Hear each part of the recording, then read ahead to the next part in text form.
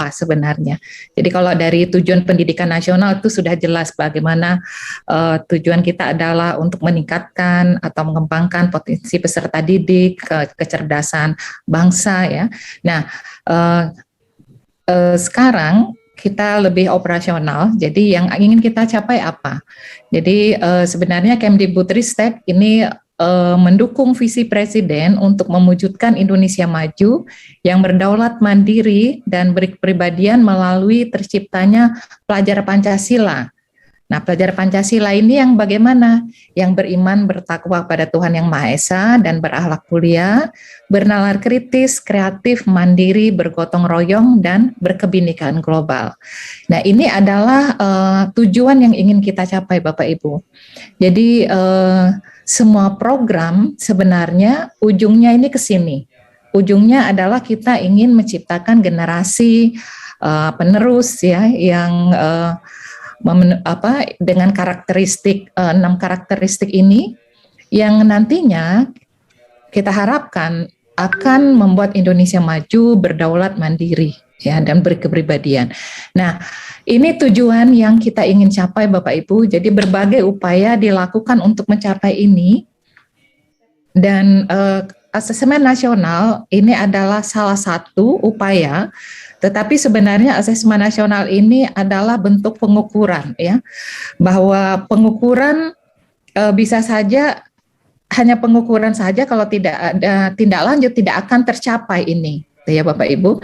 Nah, jadi ini mungkin yang perlu kita pahami bahwa yang penting adalah apa yang terjadi di satuan pendidikan, karena interaksi atau yang menentukan bagaimana peserta didik kita itu adalah guru, sebenarnya guru di satuan pendidikan. Jadi sebenarnya yang paling berperan adalah guru. Nah, kita di Kemdikbudristek ini adalah memberikan Henry keban ya. Menguatkan dengan program-program untuk agar guru dapat melakukan usaha-usaha sehingga kita dapat memperoleh pelajar yang berkualitas dengan deteksi seperti ini. Nah, asesmen nasional mungkin sebagian Bapak Ibu, sebagian besar sudah tahu, mungkin saya ini ringkas saja. Jadi ini evaluasi sistem Bapak Ibu, jadi bukan untuk menilai capaian kompetensi individual peserta didik. Karena itu, asesmen nasional pelaporannya tidak pada tingkat individual, tapi pada tingkat satuan pendidikan, yang nanti dapat memberikan informasi tentang apa yang terjadi di satuan pendidikan, dan sekaligus dapat menunjukkan bagaimana apa yang terjadi di satuan pendidikan, sekaligus nanti selanjutnya dapat menunjukkan kinerja dari pemerintah daerah. Ya, nah jadi tujuan kita ini kembali lagi selalu ujungnya adalah peserta didik, itu adalah tujuan akhir kita. Berbagai upaya ini adalah upaya menuju ke sana. Nah, AN ini kenapa dilakukan? Karena kita, saya rasa kita semua sepakat ya bahwa mutu pendidikan kita itu perlu ditingkatkan. Nah, untuk meningkatkan mutu pendidikan, khususnya bagaimana meningkatkan kompetensi, bagaimana menguatkan atau mengembangkan karakter, ini kita perlu data. Meskipun pada sekolah-sekolah yang bagus, itu mereka sudah melakukan refleksi.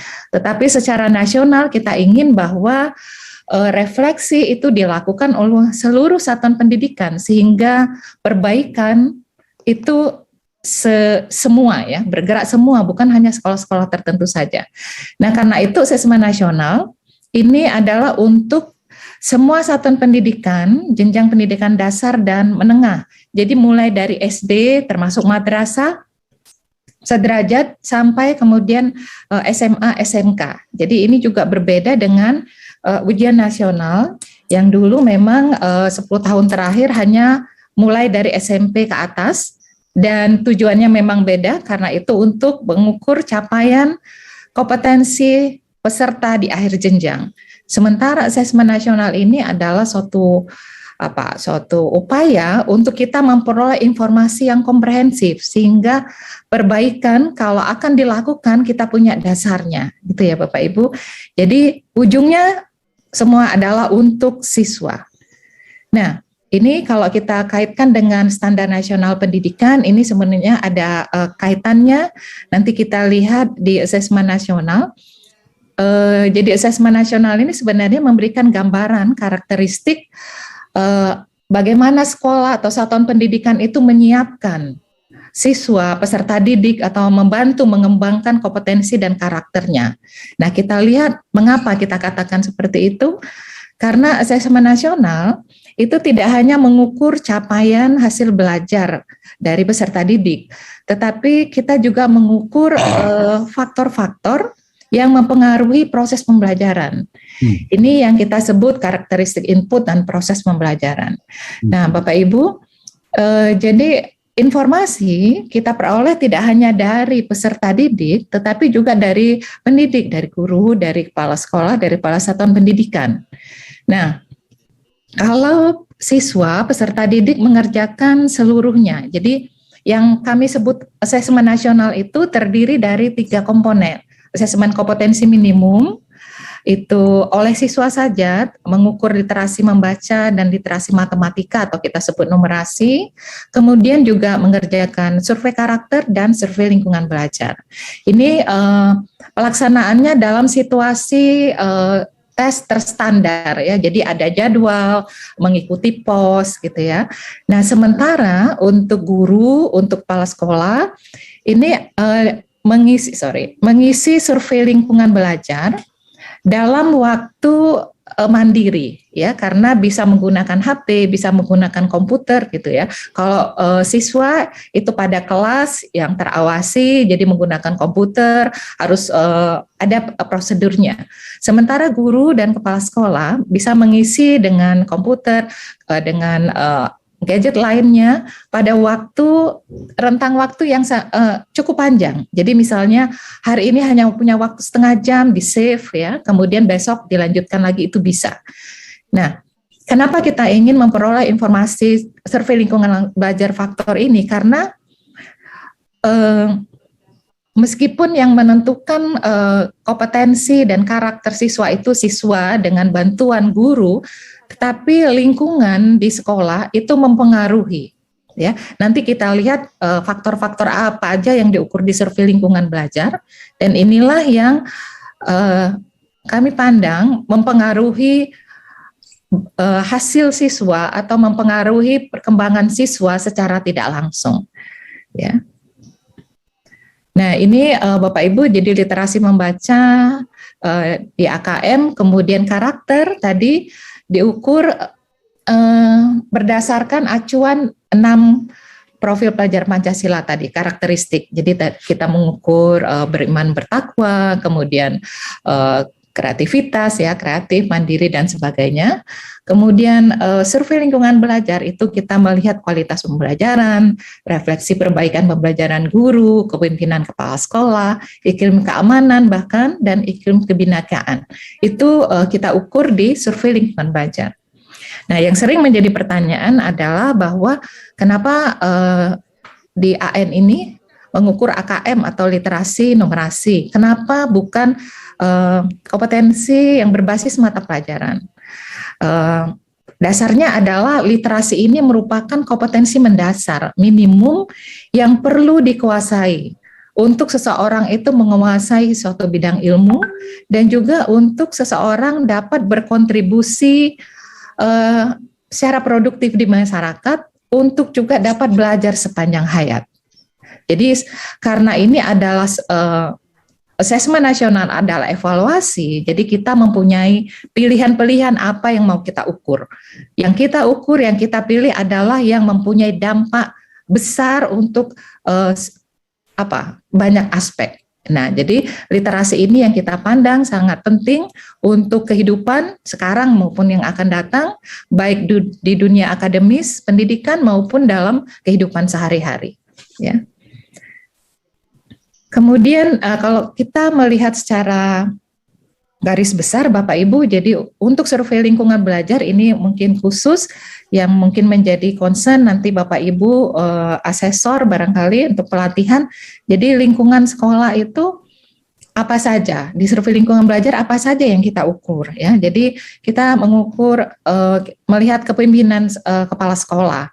Apakah ada visi misi yang mendukung pembelajaran ya. Jadi orientasinya bukan hanya misalnya yang bersifat administrasi, tetapi apakah ada program kebijakan yang mendukung pembelajaran yang berorientasi pada siswa. Bagaimana pengelolaan sekolah dilakukan. Kemudian juga dalam guru ya, perbaikan pembelajaran oleh guru. Jadi guru yang baik itu adalah guru yang selalu melakukan refleksi, selalu belajar, kemudian menerapkan praktek inovasi. Jadi tidak hanya belajar dengan model yang sama untuk seluruh materi, tidak ada model yang misalnya yang menggunakan model pembelajaran yang mendukung atau membuat siswa itu menjadi termotivasi. Jadi hanya yang begitu-begitu saja itu tidak kita inginkan. Kita inginkan guru melakukan inovasi untuk melakukan pembelajaran sehingga siswa itu menjadi semangat, menjadi tertarik untuk belajar dan kemudian nanti bisa mencari sendiri ya. Dan kemudian juga kita mengukur praktek pembelajaran di kelas ya. Bagaimana guru memanage kelas, kemudian bagaimana guru memberikan dukungan emosional dan juga memberikan stimulasi atau aktivasi kognitif. Jadi mendukung intinya bagaimana melakukan usaha agar siswa terstimulasi untuk belajar ya. Dan jadi ini semua Bapak Ibu yang kita pandang mempengaruhi nantinya belajar siswa. Jadi yang kita inginkan adalah bukan hanya skor pada suatu tes, tetapi adalah bahwa siswa peserta didik itu dibekali dengan kompetensi karakter yang memang diperlukan untuk kehidupan sekarang maupun yang akan datang. Jadi itu tujuan kita Bapak Ibu. Nah kalau mungkin Bapak Ibu ingin mengetahui sebenarnya yang dimaksud iklim keamanan sekolah itu apa? Jadi iklim keamanan sekolah bukan hanya sekedar bahwa di sekolah ada satpam, di sekolah ada yang jaga gitu, tidak. Tetapi iklim yang membuat siswa itu aman. Jadi kesejahteraan psikologisnya itu juga terjamin gitu ya. Karena apa? Karena kalau siswa misalnya mengalami perundungan itu nanti tidak akan bisa maksimal. Dia jadi terganggu ya psikologisnya sehingga tidak akan dapat belajar dengan baik ya. Jadi keamanan sekolah ini keamanan baik fisik maupun psikologis ya. Jadi termasuk di sini kekerasan seksual, perundungan, kemudian hukuman fisik ya. Hukuman fisik itu ini kan masih banyak terjadi ya. Jadi dengan gradasi yang sangat beragam ya. Kita masih menemukan bahwa anak-anak dihukum, kemudian itu yang sangat kemudian menimbulkan trauma bahkan bekas yang mendalam ya. Kemudian juga kita ingin bahwa di sekolah itu ada iklim kebinekaan. Artinya kita di Indonesia dimanapun ya kita mempunyai berhadapan dengan individu dari golongan yang berbeda, baik agama, baik dari kelompok suku bangsa, bahkan juga ada perbedaan jenis kelamin ya, perempuan laki-laki. Nah, kita ingin bahwa sekolah itu suatu ekosistem yang menciptakan, yang mengajarkan ya, memberikan pelajaran kepada siswa. Jadi contoh kepada siswa bagaimana memahami adanya keragaman dan bagaimana juga kemudian memberikan kesempatan yang sama untuk kelompok yang berbeda. Jadi intinya itu Bapak Ibu. Jadi sekolah ini adalah tempat anak-anak belajar. Mereka bertemu banyak orang dan apa yang dilakukan oleh guru, kemudian apa yang dilakukan oleh kepala sekolah, kemudian bagaimana kebijakannya itu mempengaruhi kepada siswa, pada peserta didik. Jadi ini yang kita inginkan. Jadi sekolah itu aman, kemudian sekolah itu juga mengajarkan untuk anak menghargai keragaman dan sekaligus memberikan kesempatan yang sama, gitu ya. Itu kemudian, nah hasil AN ini Bapak Ibu nanti diberikan kepada sekolah. Jadi diberikannya bukan dengan dikirim hard copy gitu ya, nanti melalui dashboard yang kita sebut rapor pendidikan. Nanti sekolah bisa melihat, masing-masing sekolah bisa melihat, dinas pendidikan bisa melihat, tetapi dilihat berbeda. Sekolah A bisa melihat hasilnya saja, tetapi tidak bisa melihat hasilnya B. Dinas pendidikan bisa melihat rekamnya, tetapi tidak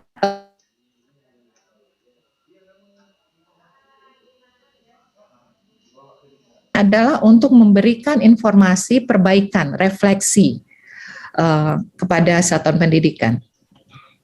Nah, jadi hasil asesmen nasional ini nanti dimunculkan, kita sebut dalam profil dan rapor.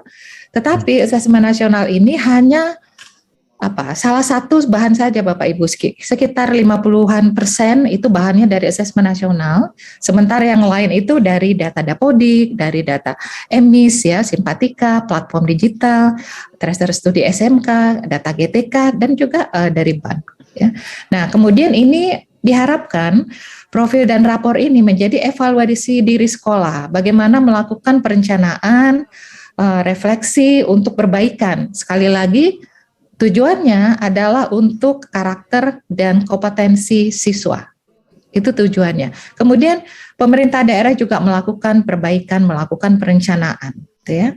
Jadi itu evaluasi diri internal maupun eksternal, ini juga kemudian hasilnya ini digunakan Bapak Ibu. Jadi Kemendagri itu punya standar pelayanan minimal ya, indikator kinerja pemerintah daerah.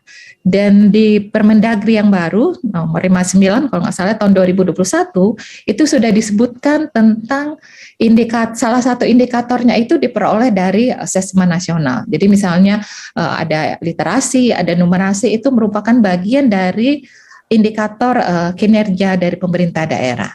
Dan kemudian BAN juga akan menggunakan data ini untuk pertimbangan reakreditasi, sehingga kalau kita lihat asesmen nasional ini digunakan baik untuk refleksi diri maupun untuk evaluasi eksternal. Gitu. Nah, mungkin kayaknya waktu saya sudah habis, Pak Pranata. Belum. Oke, kalau gitu masih 2 menit setengah lagi. Silakan. Baik. Nah, Bapak Ibu, terus aja. Karena ini menarik, diteruskan aja, Mbak. Rapor ini Bapak Ibu nanti akan muncul ya. Kemarin kebetulan baru rilis terbatas untuk sekolah penggerak. Ya, sekolah penggerak. Nah, jadi kira-kira apa aja sih? Jadi yang dilaporkan di rapor itu adalah mutu relevansi hasil belajar, pemerataan pendidikan yang bermutu, kompetensi kinerja GTK, mutu relevansi pembelajaran, kemudian pengelolaan sekolah yang partisipasi, transparan, dan akuntabel. Nah, sebagian bahan atau informasi atau data itu diperoleh dari asesmen nasional, sebagian tidak. Misalnya tentang APS, APK, kemudian nilai UKG, kemudian indeks distribusi guru itu tidak ada di asesmen nasional ya. Jadi kalau asesmen nasional literasi, numerasi, karakter yang di dimensi A, kemudian di dimensi D, di B juga ada setelah dihitung ya, ada kesenjangan, kemudian mutu relevansi pembelajaran itu kalau kita lihat ini adalah faktor-faktor yang diukur dari survei lingkungan belajar ya. Jadi ini adalah indikator yang muncul di rapor pendidikan. Nanti dapat dilihat oleh satuan pendidikan masing-masing dan juga oleh pemerintah daerah ya. Nah, ini kita sebut indikator level 1. Jadi besarannya seperti ini. Jadi kemampuan literasi itu level 1. Kemampuan literasinya bagaimana? Misalnya indeksnya 1 sampai 3, indeksnya 1,5, kemudian presentasenya di sekolah Bapak Ibu ada sekitar mungkin sebagian besar, saya lupa ya, pakai sebagian besar apa presentase, sekian presentase yang mencapai kompetensi minimum di literasi. Terus mungkin sebagian, jadi perlu ada upaya-upaya, misalnya atau kemudian dilaporkan di sekolah Bapak Ibu ini kurang aman, misalnya agak rawan gitu. Terus berarti apa yang harus dilakukan? Jadi semacam itu Bapak Ibu, ini adalah refleksi, kemudian sekaligus juga usaha perbaikan. Bu Asrianti, saya potong. Sorry, ya. Ini 10 detik lagi. Ya. Masih berapa slide kira-kira? Oke, ini udah, ini selesai. Bentar, kalau begitu Bapak Ibu, karena ini sangat menarik dan hal yang baru untuk kita semua. Ya, izin saya tadi lupa menyampaikan Ibu Asrianti, Pak Praktono dan Pak Julfadli, teman-teman ini dari Indonesia bagian barat, yaitu para ketua Badan Agresi Pendidikan Sekolah Madrasah Provinsi. Badan Agresi Sekolah Madrasah di tingkat provinsi. Beliau-beliau ini para ketua, sekretaris, anggota, dan para asesor senior yang hadir di sini bersama-sama untuk ikuti pelatihan. Jadi saya izin Bu Asrianti, karena ini hal menarik dan baru, mungkin saya tambah 5 menit ya. Baik, ya. Baik, silakan Pak. Ya, terima kasih Pak Pranata. Ya, Bapak Ibu, jadi rapor ini jadi ini tadi kalau kita sebut level 1 ya, jadi besarannya. Jadi literasinya berapa persen sih siswa di sekolah Bapak Ibu ya yang sudah mencapai kompetensi minimum atau yang belum, atau justru banyak yang masih perlu intervensi khusus. Intervensi khusus itu adalah kategori yang paling rendah untuk literasi numerasi ya. Jadi kalau literasi numerasi itu masuk kategori rendah, intervensi khusus itu berarti bahkan untuk memahami informasi yang eksplisit saja pun mereka susah gitu ya. Jadi kalau literasi yang paling kategori yang paling atas itu saya kok lupa ya, cakap ya, mahir atau cakap, saya lupa, cakap ya. Jadi itu sudah bisa menghubungkan, terus bisa bernalar gitu ya. Jadi yang kita ukur di literasi numerasi ini Bapak Ibu bukan hanya sekedar memahami bacaan, tapi sebenarnya ini kemampuan berpikir kritis. Karena yang menjadi bahan atau pembicaraan selama ini kan adalah rendahnya mutu pendidikan kita, dan salah satunya yang sering dirujuk adalah hasil dari PISA. Nah, PISA itu mengukur literasi sebenarnya, literasi membaca, literasi matematika, literasi sains. Dan kita selalu disampaikan bahwa kita itu masih sangat rendah literasinya. Jadi hanya berapa persen yang mencapai literasi di atas gitu ya, yang minimum. Yang lain itu bawah. Kenapa? Karena kita anak-anak, model pembelajaran kita tidak terbiasa untuk mengukur atau untuk mendukung atau mengarahkan berpikir tingkat tinggi. Yang cenderung adalah hanya menanyakan yang berupa hafalan, ingatan, gitu ya. Jadi ini yang hal yang perlu kita tingkatkan. Jadi literasi numerasi bukan sekedar menanyakan apa yang telah dipelajari, tapi bagaimana menggunakan apa yang diketahui itu untuk menyelesaikan masalah. Nah, ini jadi literasi. Kemudian kalau dimensi level 2 ini lebih spesifik lagi. Misalnya tadi literasi itu ada literasi membaca teks informasi, ada juga yang berupa sastra. Jadi itu kita bedakan. Jadi barangkali mungkin siswa Indonesia untuk sastranya lebih bagus barangkali, atau justru kurang gitu ya. Jadi ini memberikan informasi lebih spesifik untuk satuan pendidikan. Oke, kalau gitu Bapak Ibu mohon mungkin anak-anak diberi bacaan yang lebih gitu ya, tapi nggak sekedar diberi bacaan, tapi kemudian dirangsang, distimulasi, ditanya, diminta membuat resensi, sehingga mereka itu tidak hanya sekedar menghafal, tapi juga mengolah, berpikir. Jadi seperti ini Bapak Ibu, level 2, dan ini kita berikan ke satuan pendidikan. Ini masih level 2, ya sampai level 2. Jadi misalnya juga tentang misalnya iklim keamanan sekolah tadi ya. Jadi kok kelihatannya cukup banyak ini jadi anak-anak ada pertanyaan ya di survei lingkungan belajar ini, apakah misalnya mereka mengalami kekerasan seksual ya. Jadi itu cukup banyak persentasenya ya. Jadi ini hal yang perlu menjadi bahan pemikiran kita juga. Nah, itu Bapak Ibu mungkin yang dapat saya sampaikan. Jadi saya ingin menunjukkan apa yang diukur oleh asesmen nasional dan sekaligus penggunaannya dan sekaligus memberikan gambaran kepada Bapak Ibu apa sih yang kita inginkan, apa sih yang ingin kita capai, dan bagaimana satuan pendidikan, guru, kepala sekolah menciptakan kondisi tersebut sehingga tujuan akhir kita pelajar yang profil pelajar Pancasila tercapai. Terima kasih atas perhatian Bapak Ibu. Pak Pranata, saya kembalikan. Terima kasih Bu Asrianti. Aplaus untuk beliau. Bisa dengan reaction di sini, ya. Bisa juga dengan tepuk tangan di rumahnya masing-masing. Ibu, terima kasih, sangat informatif, ya. Kalau boleh saya beri catatan, informasi yang diperoleh bukan skor individu siswa, guru dan kepala sekolah, melainkan informasi tentang profil satuan pendidikan yang memotret kualitas proses dan hasil belajar, yang menggambarkan kinerja sekolah sebagai nantinya bagi umpan balik berkala bagi manajemen sekolah, Dinas Pendidikan, Kemenak, dan Kemdikbud. Itu ada kalau di chat itu, sudah mulai banyak itu pertanyaan, saya menyimpulkan apa yang disampaikan oleh Bu Asrianti. Jadi kalau ada masalah, perbaikan yang terjadi adalah perbaikan proses pembelajaran pengelolaan satuan pendidikan yang ujungnya adalah mutu lulusan. Bapak Ibu sekalian, kalau saya boleh simpulkan, apa yang dilakukan oleh Ibu Asrianti dengan ASN ya, itu sama persis dengan apa yang dilakukan oleh IASP.